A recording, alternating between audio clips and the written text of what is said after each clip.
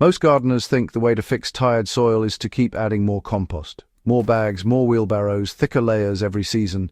But after years of doing that, the beds still look dull, crops slow down, and the soil never develops that deep black structure everyone talks about.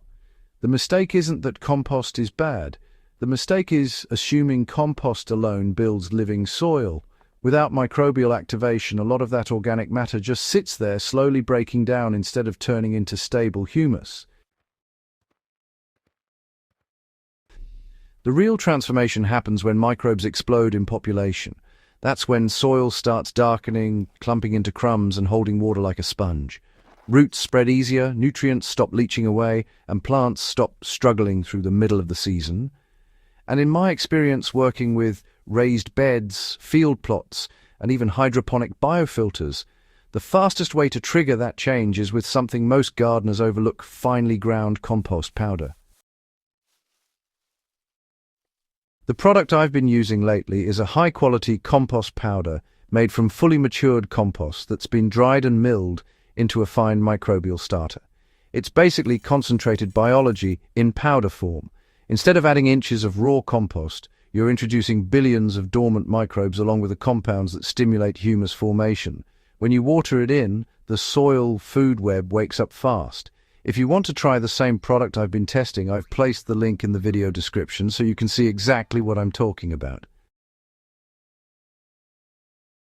Now here's what most gardeners don't realize about compost powder. It isn't acting as fertilizer. The nitrogen numbers are usually low. The real value is biological activation. Think of it like sourdough starter for soil. Your raised bed already contains organic material. Old roots, mulch fragments, worm castings, bits of compost from previous seasons. The powder simply introduces the microbes that start digesting that material aggressively, converting it into humic compounds that give soil that rich black color. So, this is why I prefer powder instead of dumping more compost on the surface. A raised bed that already has, say, 15 or 20% organic matter doesn't really need another 2-inch layer every spring. What it actually needs is microbial diversity and activity. Powder, well, it spreads evenly and infiltrates quickly, especially when watered in.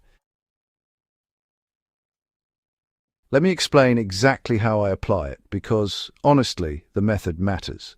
In a standard 4 by 8 foot raised bed, I use roughly half a cup to 1 cup of compost powder, depending on how depleted the soil looks. I simply sprinkle it across the surface, kind of like you would season food. Then I lightly rake the top half-inch of soil just to distribute it. You don't want to bury it deep, because, most microbial activity happens near the surface where oxygen levels are higher.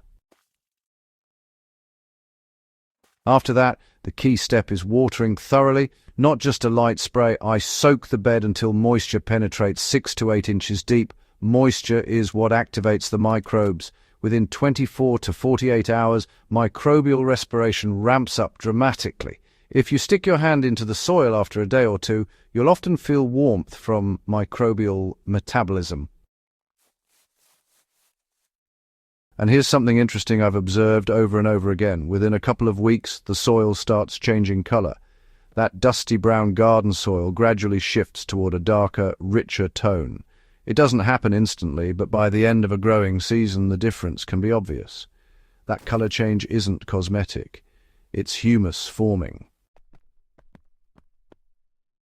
Humus is what makes soil truly fertile. Unlike fresh compost, humus is chemically stable.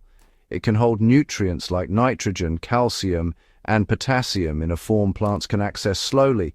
It also increases the soil's ability to retain water without becoming compacted. That's why black soil tends to grow healthier plants even when fertilizer levels are modest.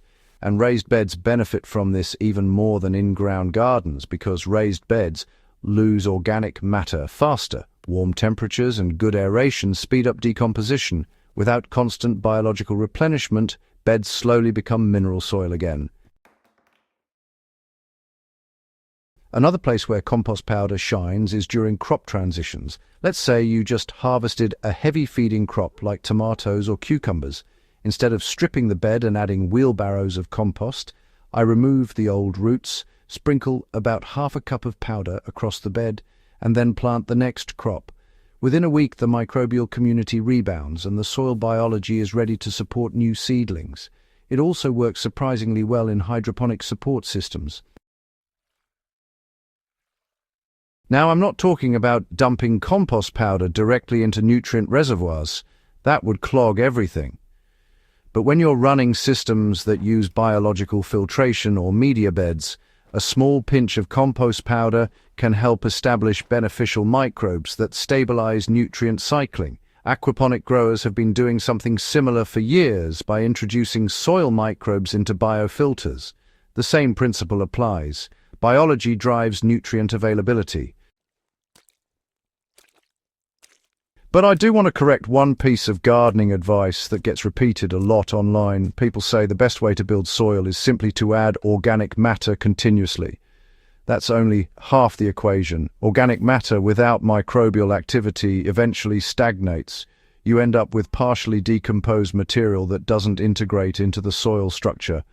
Microbes are the missing link. They're the organisms that convert raw organic material into humus. Without them, decomposition slows and nutrient cycling becomes inefficient. This is also why I combine compost powder with mulch whenever possible. After applying the powder and watering it in, I usually add a 1-inch layer of shredded leaves or straw. That mulch becomes microbial food. The microbes multiply while breaking it down, and over time that process feeds the soil continuously. If you want the fastest visible soil improvement, apply compost powder at the beginning of the growing season, again mid-season after heavy harvests, and once more before winter cover crops. 3 light applications are usually more effective than 1 heavy application. I've seen raised beds that looked pale and lifeless turn into dark, crumbly soil within 1 season using this approach, not because the powder itself adds massive nutrients, but because it activates everything already present in the soil. Another benefit most gardeners notice is improved water retention. Once humus levels rise, the soil behaves like a sponge. Beds stay moist longer between watering, and plants tolerate heat stress better. In dry climates, this can make a significant difference in crop survival during midsummer. You'll also notice earthworms showing up more frequently.